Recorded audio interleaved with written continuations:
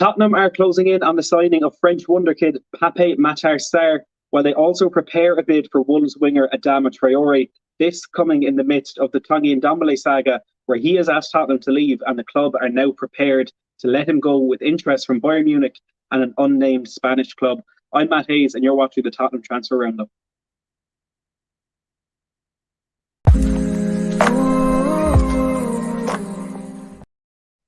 Hello and welcome back to Matt Hayes' Tottenham Blog and to another Tottenham Transfer Roundup. It's been a while. We've had some tech difficulties over the last couple of days, but we've overcome them to get a few streams out this week. And it's a big one today because Pape Matar Sarr is edging ever closer to completing his move to Tottenham on a permanent deal. The 18-year-old French wonderkid who today was compared to Paul Pogba by Fabrizio Romano. We're also going to look at Adama Traore as Tottenham prepare a bid for him, potentially up as high as 40 or 45 million pounds. And as well, we will, of course, talk about Tanguy Ndombele, but we will steer clear of the Harry Kane news today because we're being told time and time again that there's news, and it's just the same thing we've been hearing for a couple of months. We're going to get straight into that. A bit of housekeeping, first of all. If you are new to the channel, do make sure to subscribe for more of these transfer roundups coming throughout the rest of the window, including a 12-hour deadline day stream that I'm really, really excited about. Hit like in this video if you are looking forward to it, and also there is a link at the top of the description. I have been named as a finalist in the Football Content Creator Awards for the Best Young Creator of 2021, so the link's at the top of the description. If you want to go and check that out and support me on it, I would really, really appreciate it. But look, let's dive into it. And we're going to start with Pape Matar Sarr. Alistair Gold has today said that Tottenham are in advanced talks for Mets wonderkid Pape Sarr with a loan move back to the French club for the season for the 18-year-old. And that seems to be the general theme around this deal, that Tottenham will bring him in on what will be a permanent deal, but it will see the player return to the Ligue 1 for the season ahead to continue competing with Metz, where he has already made 3 league appearances this season. Fabrizio Romano has said perhaps it's at a more of an advanced stage, as he says the deal is at the final stages for talented midfielder Pape Sarr to Spurs from Metz. The verbal agreement has been reached between the two clubs, now discussing on Sarr staying on loan at Metz until June of 2022. Talks are ongoing to agree personal terms, with details still to be sorted on that one. He also quoted the Mets president, who has said that the deal is as good as done. He said, "We are in advanced talks with Tottenham for Sarr, yes, but it's not done yet. Final fee will be higher than €10 million.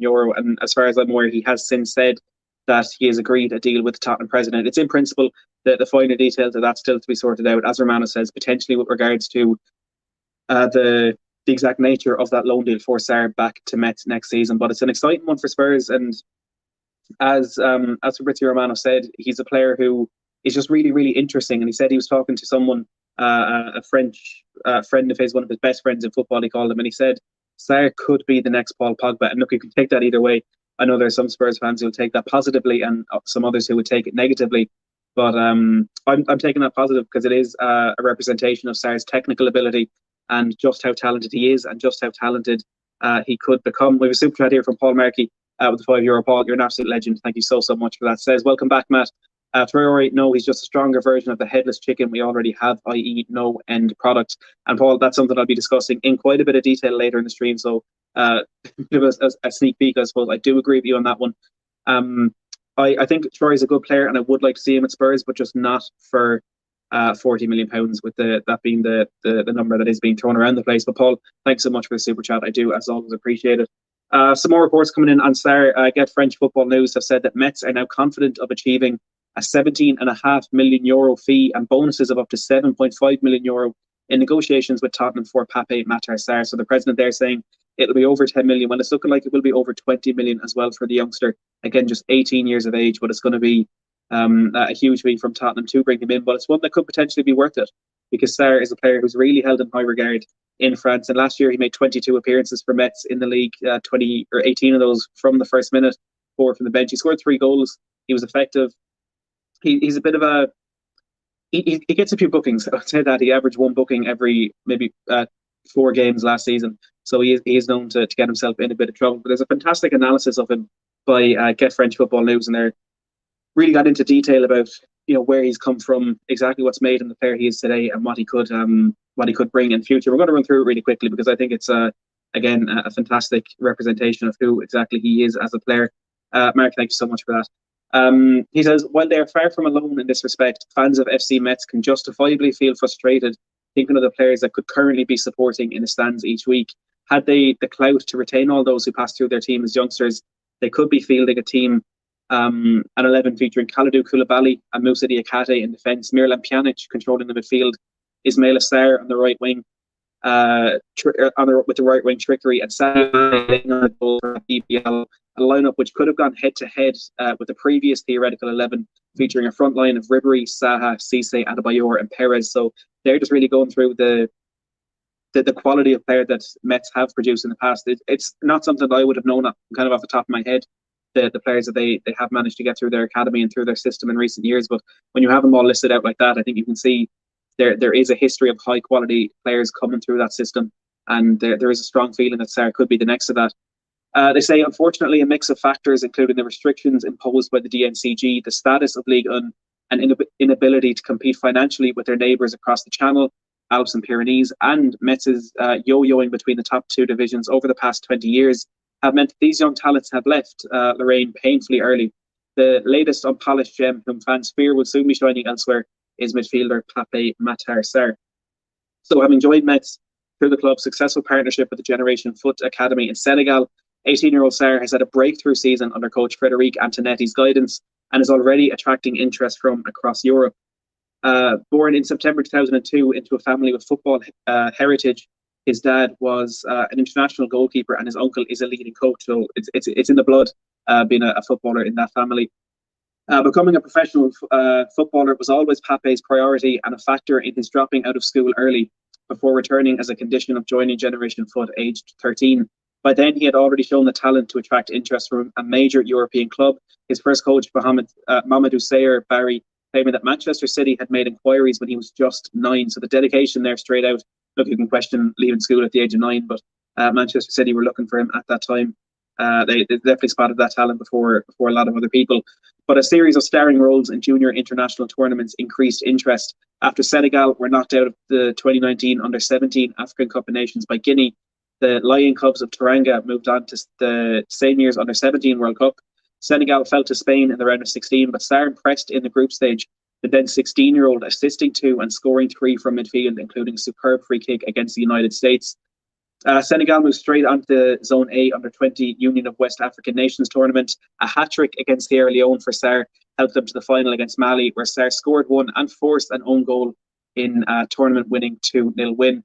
2020 saw Senegal compete in the Arab Cup in Saudi Arabia, Sarr setting the team on the way to another trophy with 4 more goals, including another unstoppable free kick in a semi-final victory over Egypt. So as a midfielder, he likes to score goals. Now, only 3 in the League One with Mets last season isn't the best stat in the world. It's not one that we look at him and say, well, he could be that replacement we've been wanting for Christian Eriksen for so long. But he does have an eye for goal, especially in those international tournaments. Despite being 16 years of age in an under-18 tournament or whatever, he is doing very, very well with that. Barcelona, Atletico Madrid and Monaco were at this point making inquiries for the 17-year-old starlet, but Metz took up their first option to bring Sarr over to northeast France in the summer. Sarr began the campaign last year with the reserves, but Antonetti, on his return to the bench, immediately brought Sarr into the first team squad, and he made his debut as a substitute in a late November defeat to Brest. Sarr has remained in the first team squad ever since, making 15 league starts in 2021 to date and scoring 3 goals. That's now up at 21 if you're including the 3 starts he's made this season. Although Eduardo Camavinga has been the focus of a lot more hype, Sarr is not unlike the France international in that his wide-ranging skill set means that he can play anywhere in midfield. Mainly used thus far either in a more defensive role or as a box-to-box piston, he has shown his proficiency in reading the game, winning back possession with a well-timed tackle or interception, and then using his ability on the ball to break the lines. So they're kind of telling me there's a similarity between him and what Højbjerg and Skip are attempting to do in that Tottenham midfield this season, or maybe in what Tottenham had initially planned on bringing in Tanguy Ndombele in to do. Either with his range of passing or taking the ball forward himself and playing a central role in the fast transitions and counter-attacking that have been Metz's hallmarks this season, similar to Tottenham's style of play. While his defensive statistics are commendable, in Metz's top 5 for tackles per match, other statistics back up the feeling that Sarr's future is either as a line breaker or an attacking midfielder. So he can play in these different positions, and there's a good analysis here of why he can play in those different positions. And Sarr himself said, in Senegal, I played mainly as a number 8. Here, I've been playing mostly as a number 6, but I'm comfortable in either position.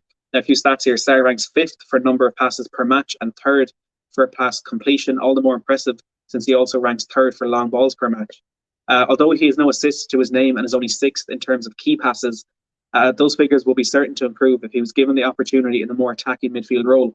As his youth international exploits suggest, he also likes a shot from distance, and while they can sometimes be wild, it is clearly another area in which he looks to have real potential. 2 of his 3 goals coming from outside the area. The third, a brilliantly controlled volley but powerful volley last weekend in a great individual performance against Dijon. That would have been somewhere towards the end of last season. Tall and elegant, Sarr could build up his body strength, but has the potential to be a danger at set pieces, whether taking them himself or using his height and already impressive aerial ability. So maybe that dead ball specialist that we have been looking for again since Christian Eriksen left. But I will leave that article linked down in the description or in the comments at the end of the stream for everybody else, because there's a whole lot more to that, but not entirely applicable to what we can need to know about him immediately. But that, I think, is an incredible representation of why Tottenham are looking at him and why teams like Barcelona, Atletico Madrid and Monaco have been looking for him in the past. And having read that earlier today, I don't really think it's much of a coincidence that these links came about and quickly intensified around the time that Tottenham received an informal transfer request from Tanguy Ndombele.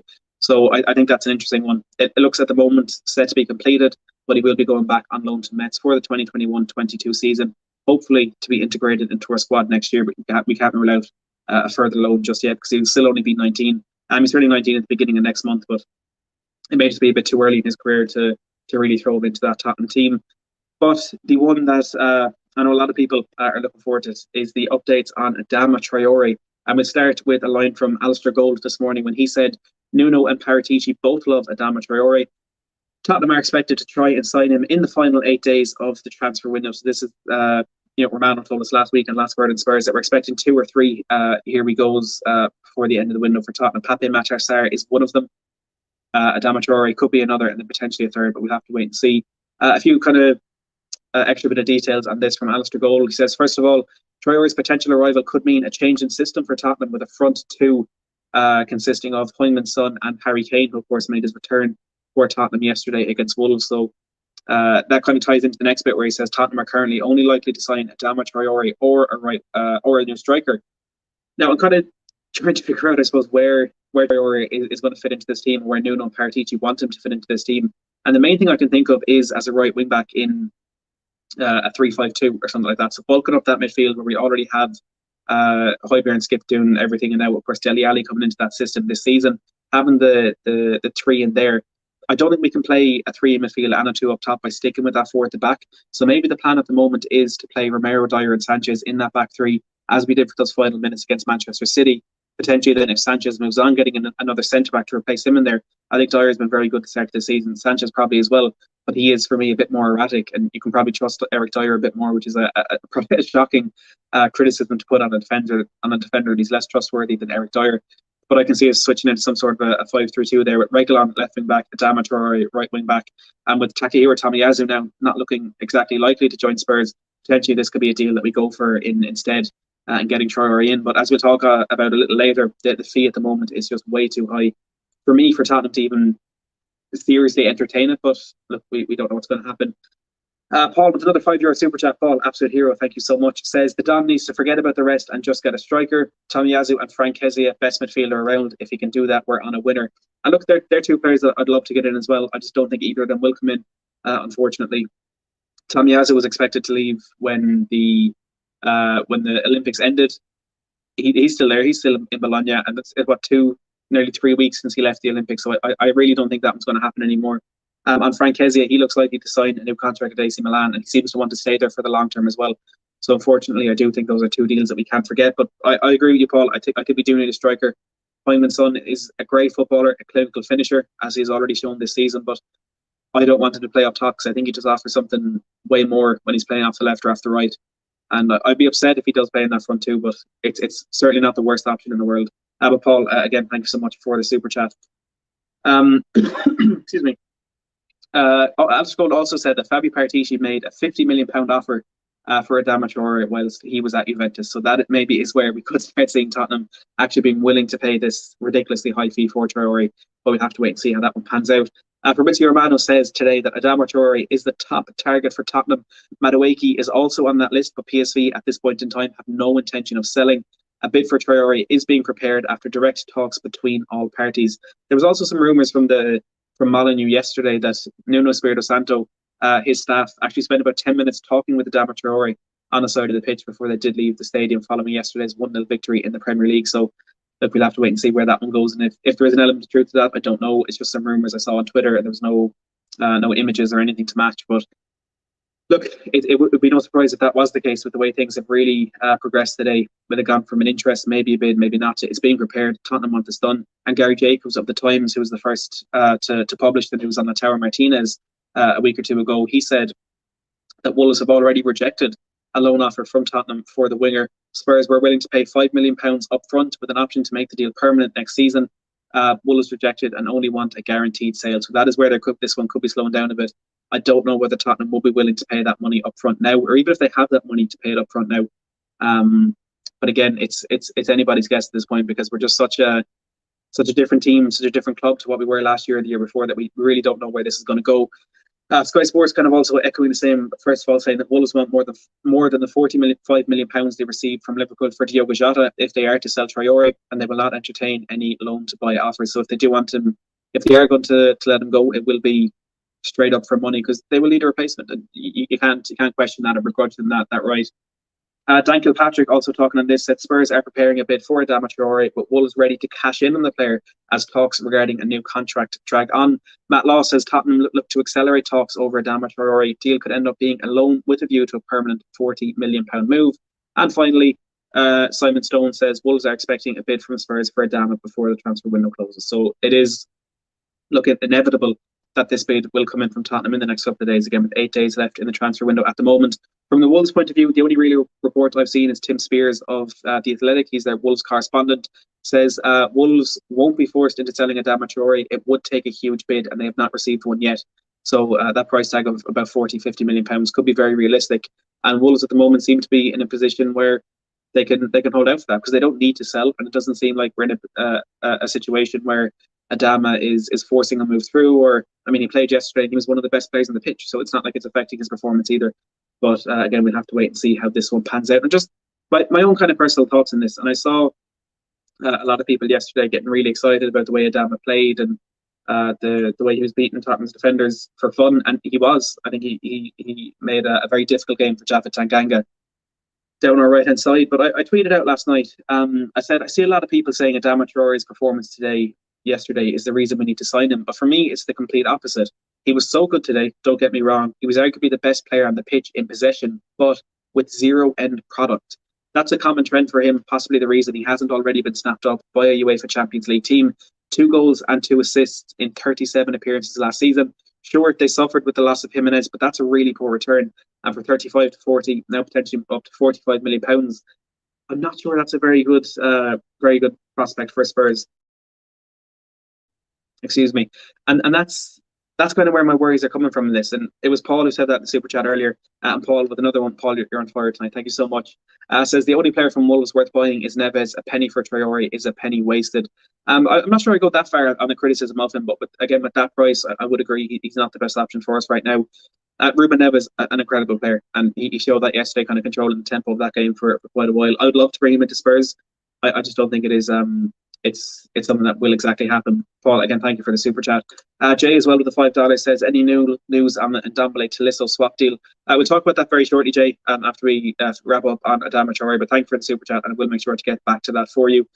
But yeah, that's just my feeling on Adama Traore. He was incredible yesterday. I think I saw a stat like he completed 10 take-ons or something. He was extremely effective. He was so good at carrying Wolves up the pitch. He was beating men for fun. There was a few moments where he did pick out good passes. He made some incredible runs, as you would expect of him. But he made one extremely good run towards the end of the first half. He was in one-on-one. Or was that even in the second half? It would have been the second half. He's in one-on-one with Hugo Lloris. And yes, the keeper makes a good save, but in that position, the onus is on the striker to put the ball in the back of the net. And he failed to do that. Silver Surfer didn't read your super chat. I apologise, I didn't see it. Oh, here we go. With 179 rupees says, is this another Dybala saga? Adama is a good addition. I don't think I call it another Paulo Dybala saga. I think there was probably a lot more to that one with Dybala, and that he's just a much better player, and there was a lot more money involved. I think this is one that it won't get to the point of us agreeing a deal and then personal terms or image-wise breaking it down. I can see this being a move that Adama wants and will be willing to work to get. But yeah, I don't think I'd call it another Dybala or saga. But yeah, that's just kind of my feeling on Traore. He was really, really good yesterday. That end product just isn't there, and it's been the same throughout him for his entire career. I remember watching him for, I think it was Villa or Middlesbrough in the Championship, and he was the same, beating men for fun, but his crossing was terrible. Or when he did get a chance, he'd drag it wide or he'd fire straight at the keeper. And I think there was one season there for Wolves where he did kind of change that.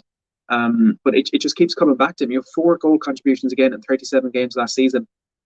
And again, yes, Wolves themselves had their issues with the injuries all over the pitch, but especially to their main talisman in Raul Jimenez. But I'm just not sure Adama is the best option for that amount of money. And I see people saying, well, would you prefer Adama for this or Nona Madueke for this? I wouldn't want either of them for that sort of money. I think there's better players that we can go out and get for that price. I'm not entirely sure a winger is our main priority right now. I'd rather get a centre-back. I'd rather get a striker. I'd even rather get a centre midfielder, even a Mikel Damsgaard from Sampdoria, because I'm sure we can get him for cheaper. Look, I trust Paratici and I trust Nuno. Of course I do, but personal opinion, I do think there are more pressing issues in this team right now. Dave Kirby with the 450 super chat. Thank you so much for that, Dave. I do appreciate it. If you meant to pop a message in with that, put it in the chat and I'll keep an eye out for it. But if it is just a donation, thank you so much for the support in the channel. It is massively appreciated. And now let's move on to Tanguy Ndombele. Fabrizio Romano said today on Twitch that Bayern Munich and an unnamed Spanish club remain interested in Tanguy Ndombele, who last week informed Tottenham that he wants to leave the club. He did the same last year. Tottenham were unwilling to sell. Daniel Levy managed to convince him to stay. I think there was interest from Inter Milan last summer. Of course, that died down to nothing. But it looks as though Tottenham are now prepared to sell and are now working on selling Tanguy Ndombele, who hasn't featured at all in the Nuno era. Even in pre-season, hasn't made it on the bench. We were told very early on that he wouldn't be in that squad for the game against Wolves, and of course it was true. Dark Sun G with 2001. Thank you so much. Another channel legend says Adama could help out Doherty like at Wolves, in my opinion. He could. I'm not entirely sure they'd be played together. Like I was saying, if it is going to be a 2 up top, we want to keep that 3 in midfield of Højbjerg, Skip and Ali, who've just been so good this season. I know it's only 2 games in, but they've been incredible. I think Adama will be coming in place of Doherty and playing in that right wing back role, which another concern is, does he have that defensive ability? I'm not quite sure he does. Romano was asked actually on a swap deal for Ndombele and Weston McKennie of Juventus. Now, McKennie is a player that Fabio Paratici brought to Juventus last year in very similar way to how he brought in Brian Gill. It's actually an example that Fabrizio Romano gave to me when he was on the channel a few weeks ago. The day before the Brian Hill news broke, he said sometimes Paratici does this behind the scenes. He remembers him getting McKennie in the space of 24 hours. Paratici loves the player. Obviously, Juventus are now willing to sell. But he said on a swap deal for Weston McKennie, he said, I think it's just a fantasy. So maybe nothing on that just yet. On the super chat from Jay a while ago, Sky Sports said in the last couple of days that Tottenham have already rejected a bid from Bayern Munich worth €20 million plus French midfielder Corentin Tolisso. And Tolisso is a player that we have reportedly been interested in already this summer as we look to add to our midfield. Potentially, even back then, it was as a replacement for Tanguy Ndombele. Maybe we didn't quite know the severity of that situation. But I'm going to just go back through my notes here and see what I can find in this one. Fabrizio Romano said last week, he said, I would keep an eye on Dennis Zakaria and Corentin Tolisso. Paul Brown of the Daily Express said that he is on a shortlist for us and we've inquired about him and could be available for less than 10 million as his contract is up next summer. And that's kind of, it was only small rumours like that, but rumours nonetheless. And now with these bids coming in, you have to imagine there is quite a bit of truth in that one. Matt Law, as well, of the Daily Telegraph, said that Tottenham are trying to find a buyer for Ndombele, but Bayern Munich, the only club to show any real interest. Spurs are willing to cut their losses if they can find a buyer or a club prepared to take him on loan with the guarantee of a permanent deal. And that is one I'm really upset with, to be honest, if Tottenham did let him go on a loan with the guarantee of a permanent deal down the line, because spending, what was it, over £60 million on Ndombele, I know we're not going to get that back, but if we're going to lose him now, the money I want to get back, I want to get it now, so we can reinvest that in the midfielder rather than having to wait till next summer and that money immediately being gone then on making that Christian Romero deal permanent. But it's looking increasingly likely with every day that passes that Ndombele will not be a Spurs player in the coming season. And I'm devastated in on one side of things, but I'm kind of like, well, good in another way. I'm devastated in that Ndombele is an incredible player. He's going to be an incredible player. He's going to go on to be one of the best midfielders in Europe, whether that's with Bayern or with this unnamed Spanish club. I have no doubt in that. The talent is immense. He is a sensationally gifted player. But if he hasn't settled in Spurs just yet, Well, it's not going to happen, unfortunately, and it's tough to accept that for me as a massive fan of the player. But you just need to accept it. Nuno put it perfectly when he said, "It's not my job to convince players to play for Tottenham. It's my job to prepare them when they are ready to do so. And if Ndombele doesn't want to play, well, we don't want you to play. It's as simple as that." And that's why I'm sad because of what he could have been, but I'm kind of grateful that he has been moved on because of what he's not going to be, if that makes sense. That's unfortunate. But as Hard Pass Sports podcast says there, we need to get those 200k wages off the book. We'll have to take the L and keep moving. And that's something us Spurs fans have become very accustomed to in recent years, we have to say. But look, we will wrap it up there. We've gone for over 25 minutes, which has absolutely flown by. I'm delighted to be back. Like I said, with the tech issues we're having at the moment, it will be this. It will be back on this old software for the next week or two at least. I was hoping to keep all the graphics going and keep all that going, but hopefully this is enough. We've had incredible numbers, over 530 people watching live right now, which is absolutely incredible. I do really appreciate the support on the channel. And if you do want to add to that support, if you want to continue that support, like I said, there is a link at the top of the description down below where you can vote for me as the best young content creator of 2021 in the Football Content Awards.